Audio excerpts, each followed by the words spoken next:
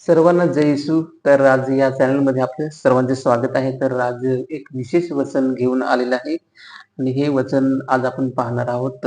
कलसे याचा 22 आणि 23 23 आणि 24 पर्यंत आपण पाहणार आहे.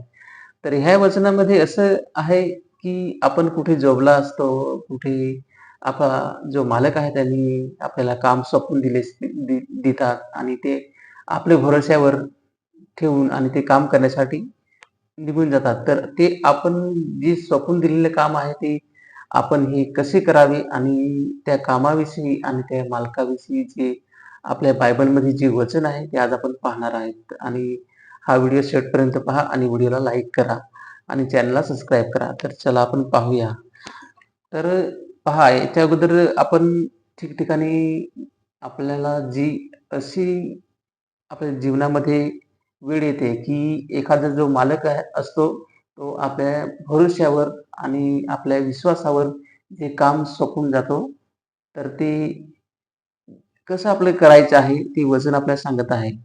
तर पहा, चला आपण सुरुवात करू. हे वचन पहिले अगोदर वाचून घेऊ. तर कलसे याचा 3रा अध्याय आणि 22वे वचन 22 ते आपण 24 पर्यंत पाहणार आहोत. तर इथे पहा काय लिहिलेलं आहे.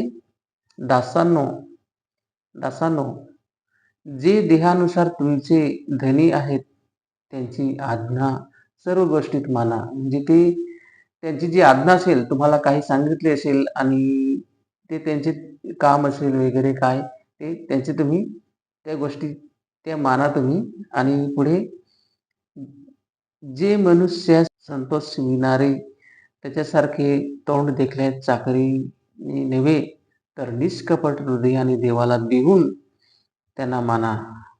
इथे बघा पुढे, आणि जे काही तुम्ही करता ते सर्व माणसासाठी तसे नव्हे, तर जे प्रभूसाठी तसे जीवापासून करा. बघा, आणि पुढे, कारण तुम्हाला ठाऊक आहे की प्रभूपासून तुम्हाला वतनरूप फेड मिळेल. तुम्ही प्रभू ख्रिस्ताची चाकरी करता.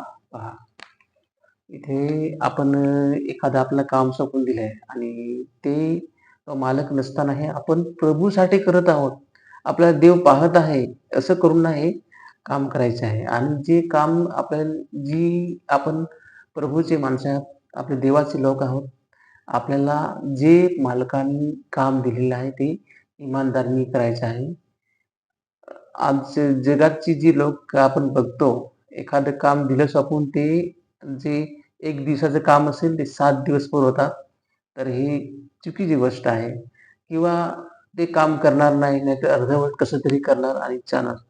पण आपली जी देवाची माणसं आहेत, ते आपण तसं करायचे नाही. आपण प्रभूला प्रभूला अनुसरून काम करायचे आहे. आपला प्रभू त्याची आपल्याला वतनरूप फेड देणार मिळेल असं आपलं वचन सांगत आहे. तर आपण जे काम करणार आहे ते प्रभूला पाहून आपल्याला काम करायचे आहे. आणि जी जी आपली ख्रिस्ताची माणसं आहेत ती इमानदार आणि चांगले आहेत. आपण जर काम केली तर आपली ही त्याची लेव्हल ही वाढेल आणि देव आपल्याला पुढे नेईल. आपले जे वागणं, बोलणं, चालणं हे जे आपलं चांगलं आपले चांगलं असते. जी प्रार्थनेची आपली माणसं आहोत, आपली देवाची लोकं आहोत, आपली ख्रिस्ताची माणसं आहोत, ते आपली चांगली आहेत.